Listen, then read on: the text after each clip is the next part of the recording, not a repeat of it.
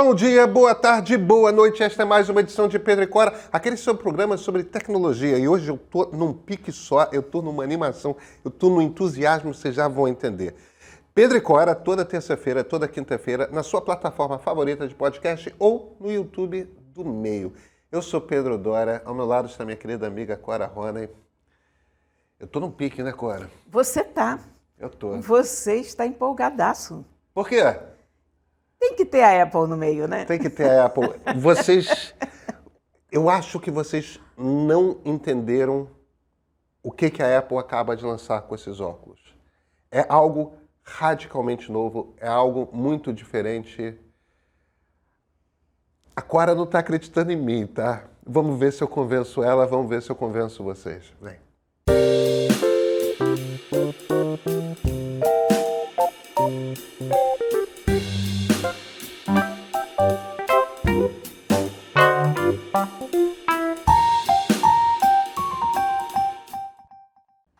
Cora, tem tempo que eu não sinto isso, mas eu tô babando pelo Apple Vision Pro. Eu tô absolutamente encantado com os óculos da Apple. E veja,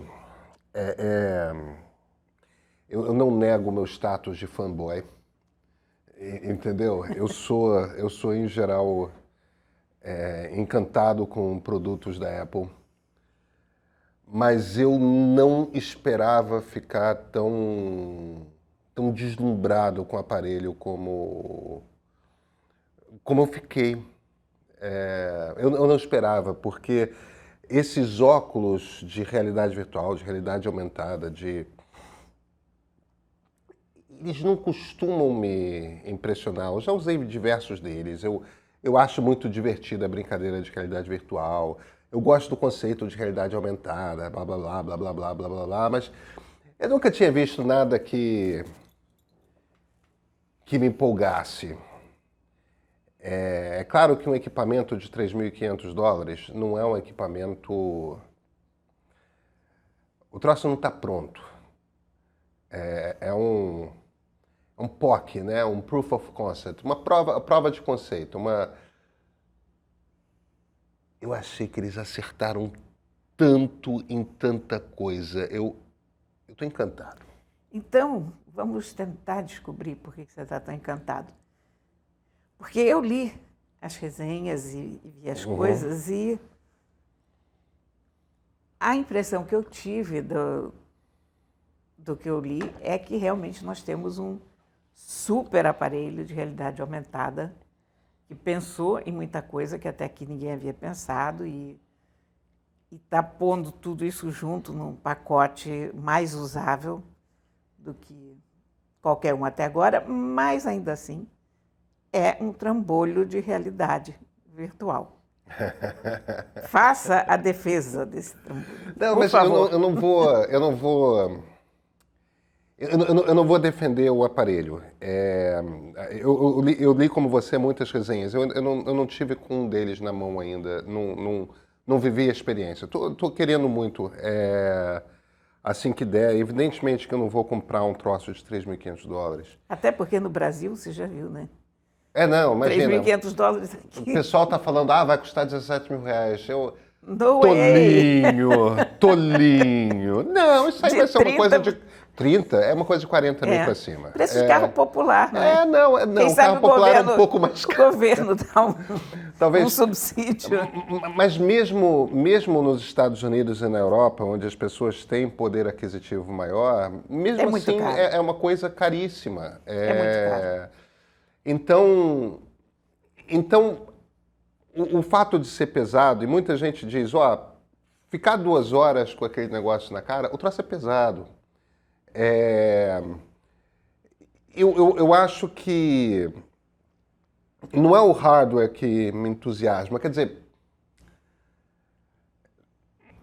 no sentido de que eu acho que isso é realmente uma prova de conceito, um aparelho que ele será mais leve um dia e vai ser mais ou menos no dia em que ele custar uma coisa que faz sentido você comprar.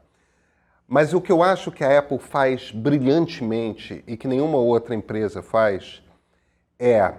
A Apple sempre fez isso, entendeu? Aconteceu isso com interface gráfica, a Xerox tinha interface gráfica com ícones, com mouse, com lata de lixo, todas aquelas coisas. Ninguém dava mínima para a Xerox. A Apple foi lá, fez o Macintosh e de repente todo mundo queria ter interface gráfica, veio o Windows e tudo mais. A ideia de um smartphone, de um celular que navegava pela internet e tudo mais, todo mundo estava atrás. A BlackBerry meio que tinha Research in Motion, né? A empresa que fazia o BlackBerry, a RIM. RIM. O BlackBerry meio que era aquilo. Os Symbians eram smartphones. Os Nokias meio que tinham assim e tal. Os caras fizeram o iPhone e de repente encontrou-se a maneira como... Para que servia um celular? O que era um smartphone? As ideias estavam todas lá. A Apple vai lá e pega aquele negócio. A player de MP3, a gente esquece porque o celular matou, o smartphone matou o player de MP3, mas tinha um monte de player de MP3 no mercado de música digital. O iPod mostrou como é que funciona. Tinha o Discman da Sony, lembra? Tinha, não, mas mesmo que o que não era com CD, tinham vários players de MP3. Tinha. O iPod, de repente, virou a coisa e começaria a ser copiado se ele não tivesse morrido tão cedo por causa do smartphone, né? O iPhone matou o iPod. A mesma coisa com o tablet, embora tablet não seja um instrumento extremamente popular, o conceito de tablet já existia em tudo quanto é lugar, já tinham várias, a Microsoft já tinha tentado fazer tablet e tal. Quando a Apple fez o iPad, um tablet fez sentido. Eles têm uma habilidade de pegar aquela coisa que já existe, e existe o HoloLens da Microsoft, existe os vários modelos de óculos da Meta. Então, essa coisa de óculos de realidade virtual, realidade aumentada, realidade mista, né, que faz as duas, esses troços todos já existem. Quando a Apple chega e fala, não, esquece essas coisas de realidade virtual e realidade aumentada. Estamos falando de computação espacial. Se você presta atenção a um outro conceito, é a ideia de que a computação, aquilo que você tem que fazer com o computador, com o smartphone, com o tablet, está no seu espaço, na sua frente. Então, tudo, de repente, pode ser uma tela. Então, a questão não é metaverso, a questão é você poder fazer um filme dos seus filhos brincando e você pode rever aquele filme em 3 dimensões quando você quiser. Eu quero ter filme em 3 dimensões dos meus filhos. Ninguém inventou isso, cara. A coisa de você olha para o seu computador, aí você olha para cima e, de repente, quantas telas você quer? De que tamanho você quer suas telas? Para algumas coisas você vai querer uma tela com foco. Tudo fica desfocado ali. Para outras coisas você quer ter uma super tela porque você quer ver cada pixel para corrigir. A sensação de você sentar na sua sala, eu quero ver cinema. Cinema. Não é tela grande, é cinemascope. Tela curva, entendeu? Vamos ver Spartacus como Kubrick imaginou Spartacus. Vamos ver East of Eden como Elia Kazan imaginou East of Eden. Vamos ver Lawrence da Arábia. Lawrence da Arábia. Cinemascope, aquela coisa assim. E a tela é sua e o áudio é áudio em 3 dimensões, porque eles conseguem fazer o áudio de trás, o áudio da frente, o áudio do lado. E você tem tudo que uma sala de cinema te oferece. Cora, todas essas possibilidades estavam lá nesse aparelho, mas a Microsoft não fez, a Meta não fez. Estavam ali tentando, não vai ser videogame, vai ser metaverso. Não, isso aqui é muito útil para o operário específico de plataforma de petróleo que precisa ter um modelo. Você fica inventando aquele bando de... A Apple tem essa capacidade de olhar para um aparelho e entender para que ele serve, entender quais são os potenciais dele e fazer uma interface, a interface é aquele jeito, né, de a gente interagir com a coisa. Uma interface que faz sentido. Você não precisa de nenhuma coisa. Você pega no ar e o aparelho entende que você está pegando um ícone, ou está pegando uma barra de rolamento, ou você está pegando uma janela que está puxando para cá, ou você está esticando a tela do seu cinema para virar aquele cinemascope. Eu acho que esquece realidade virtual, esquece realidade aumentada. É claro que essas duas ideias estão ali. Mas quando a Apple se vira e fala computação espacial, spatial computing, ela está reinventando por completo a maneira da gente usar computador. Versão 1.0 não está pronto. É caro demais porque é uma coisa que você faz poucas unidades, porque as tecnologias estão todas... Versão 1.0 é assim, é muito caro e pouca gente vai usar e é para... Eles acertaram muito, Cora. Eles acertaram muito. Eles fizeram coisas que eu quero ter. Você sabe que você está me convencendo. Eu não tinha pensado dessa maneira. Eu tenho uma rejeição visceral a qualquer coisa em cima da minha cabeça. Que não sejam óculos normais, como a gente usa, que a essa altura são a segunda natureza de todo mundo que usa óculos e são, na verdade, coisas muito leves e não te atrapalham em nada. Mas toda essa traquitana de realidade aumentada, realidade virtual, eu experimentei vários modelos. Eu acho que eu experimentei praticamente tudo que foi feito. Me parece muito interessante, me parece muito útil dentro de determinados cenários, mas me parece também profundamente desagradável de usar, claustrofóbico de uma certa maneira, porque eu me sinto trancada, independentemente do peso ou do troço estar conectado ou não. É verdade que as pessoas andam de moto com capacete, então é uma questão de você ter mais ou menos costume com a coisa, né? Mas eu não tinha pensado nessa ideia de ele funcionando como uma coisa de computação mais ampla.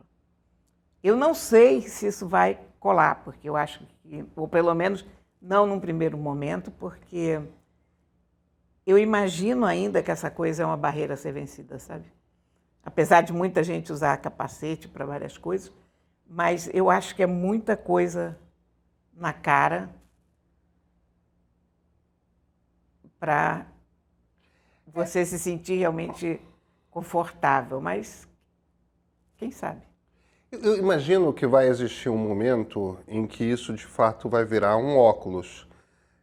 Talvez para ter a sensação de imersão, esse óculos vai precisar ser um óculos que não é vazado, né? Sim, tipo uma máscara de mergulho, alguma coisa assim. Não necessariamente uma máscara de mergulho, mesmo aquele óculos do Homem de Ferro mesmo, que é fechado simplesmente. É um óculos, só que ele é fechado no lateral. Eu não vejo muito isso acontecer com esse aparelho em especial, porque ele tem uma quantidade de câmeras e sensores acoplados que eu não sei como a Apple vai conseguir reduzir mais ainda. A coisa das mãos eu achei muito legal, né? O fato de você não precisar de controles nas mãos e dele ler as tuas mãos, dele ter um sensor na parte de baixo só para ver a posição das tuas mãos e para saber o que você está fazendo com elas e para mostrar as tuas mãos, isso eu já achei um avanço sensacional.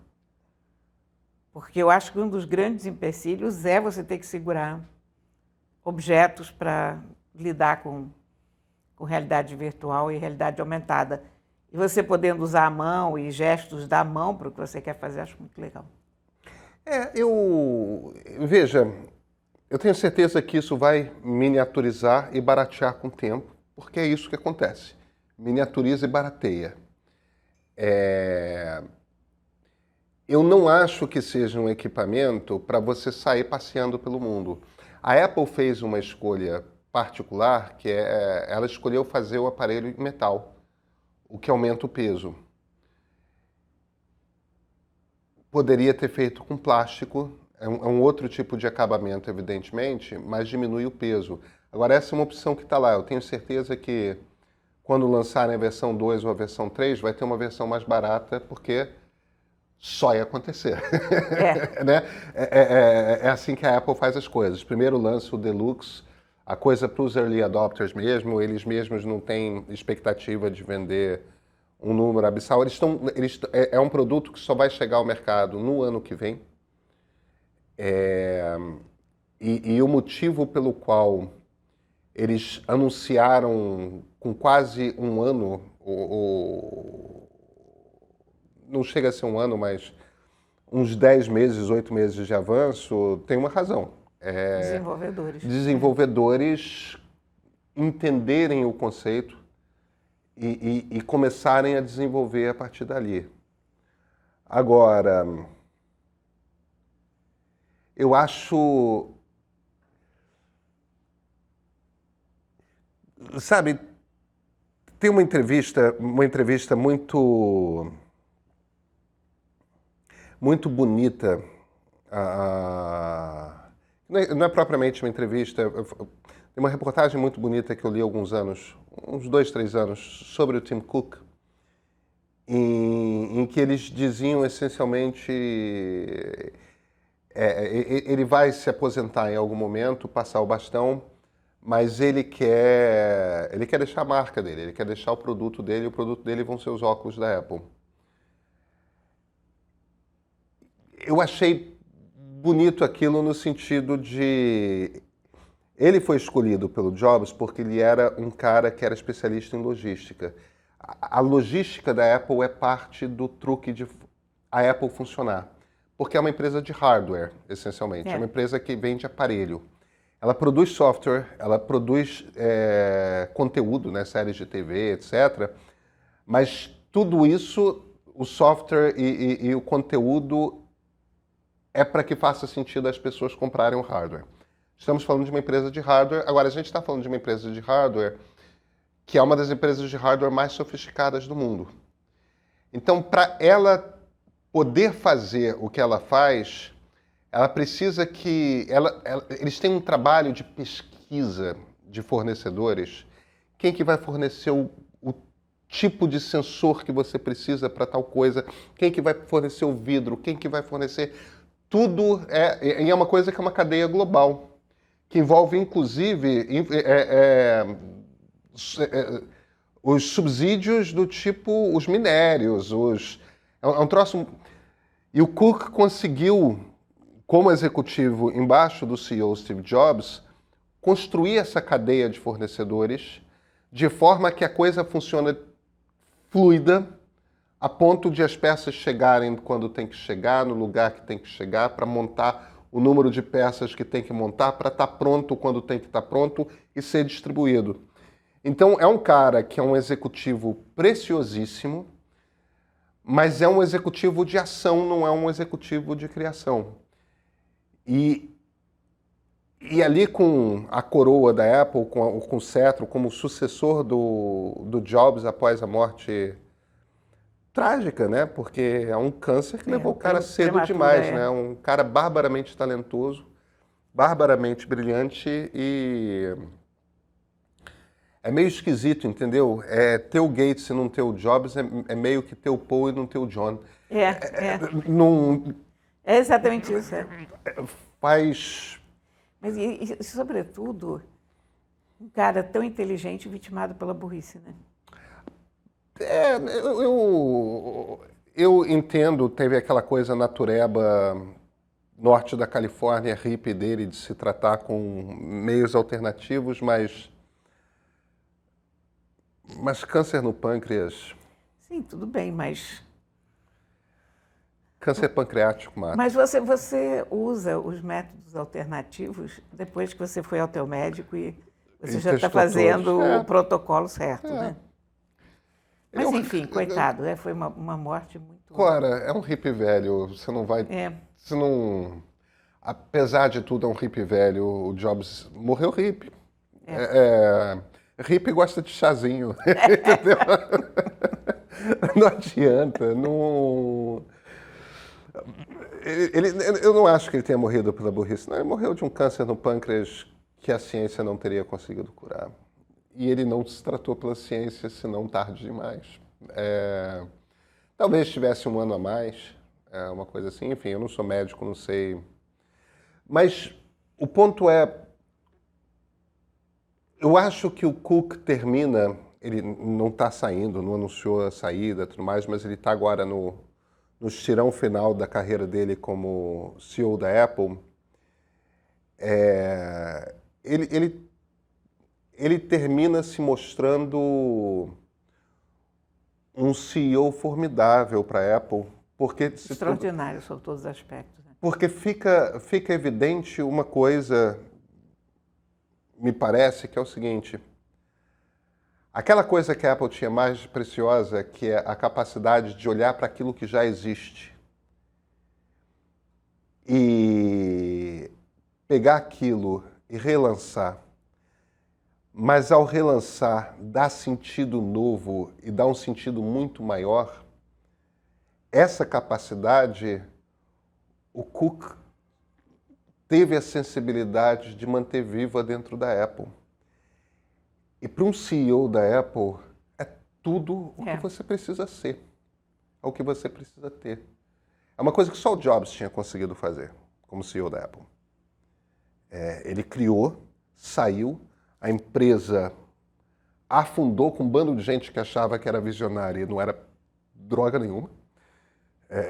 Até chegar ao poço de mediocridade com aquele cara, o Gil Amelio. Não, Gil Amelio. O Gil Amelio era um... É isso mesmo. O John Sculley tinha sido um grande executivo da Pepsi, pelo menos. O Gil Amelio não era nada. Gil Amelio, é isso mesmo. Aí o Jobs voltou e é aquela coisa de... o retorno do Jobs à Apple é aquela coisa que você olha e fala, ele sabe o que está fazendo. Ele pegou uma empresa que estava quebrada, que tinha tipo 6 meses de vida, endividada, que não acabava mais, que não vendia tudo mais, que vendia um bando de coisa vagabunda, e deu um sopro de vida na companhia e tornou aquela empresa, tem um arco de 10 anos ali, a partir do lançamento do iMac, em 98 até 2008, logo depois do lançamento do iPhone, tem um arco de 10 anos ali que é uma capacidade de criação em quantidade, em qualidade que... Enfim, eu tô, como você pode ver... Você está empolgado. Eu tô entusiasmadíssimo porque a gente cobra esse negócio há muito tempo, Cora, e às vezes é difícil, num dia após o outro, não ter aquela sensação tipo, eu já vi isso.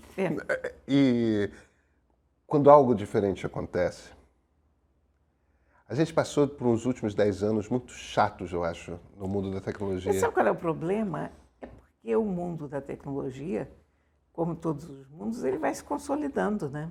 Claro. Eu imagino que quem cobre automóvel tem essa sensação há muito, muito tempo. Agora deve estar mais ou menos contente com carros elétricos nos últimos 10 anos, mas depois que um objeto chega no ponto ideal, ele meio que vira linha branca, né? Também tem novos modelos de televisão, tem novos modelos de geladeira e de fogão, mas não é nada revolucionário mais, é só evolucionário. E acompanhar o evolucionário não é tão divertido quanto acompanhar o revolucionário, quanto você vê um conceito completamente novo, uma ideia que ninguém teve antes. Isso tudo é muito mais interessante. Nós ficamos muito mal acostumados, a verdade é essa. Porque a tendência da humanidade, da indústria humana, estou falando de indústria humana como um todo, é ir se aperfeiçoando e não ter uma revolução por dia ou por semana.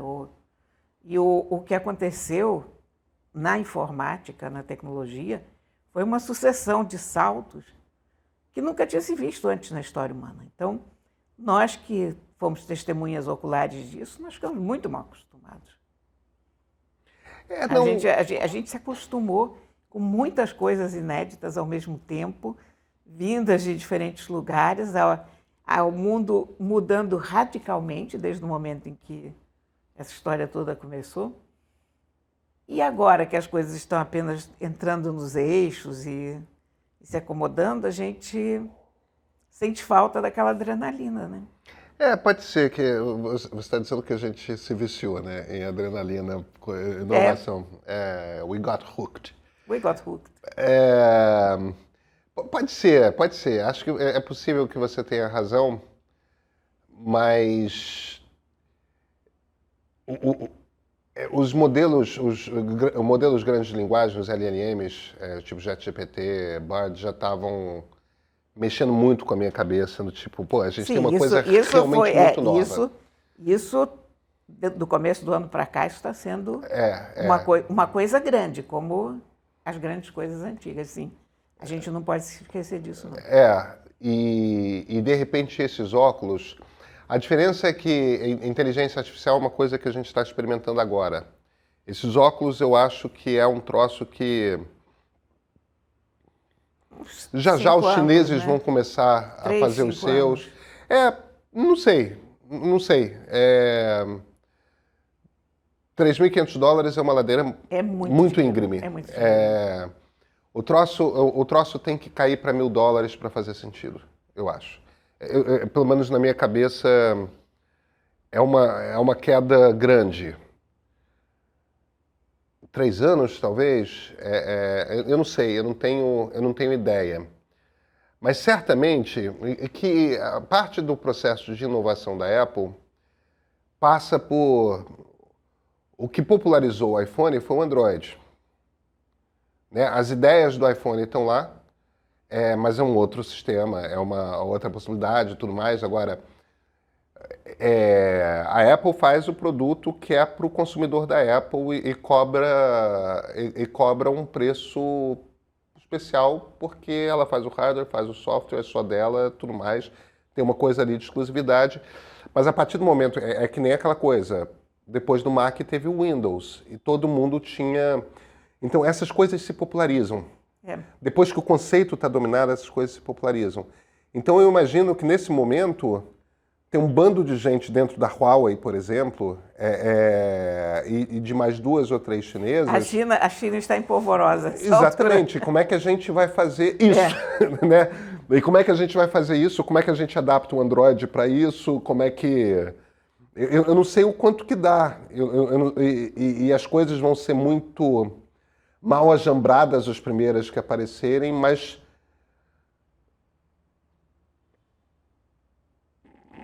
tem uma máquina que começou a entrar em processamento de como é que a gente faz isso, né? Pode ser o começo de uma bela amizade, né?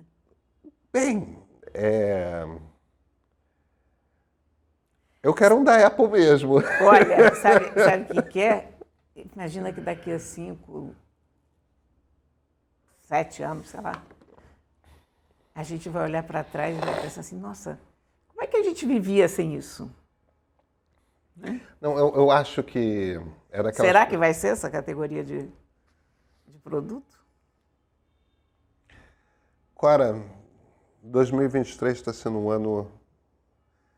Um ano muito interessante. Muito interessante, Nos vemos na quinta-feira? Ou melhor, nos vemos na terça-feira? Nos vemos na terça-feira. Nos vemos na terça-feira, então.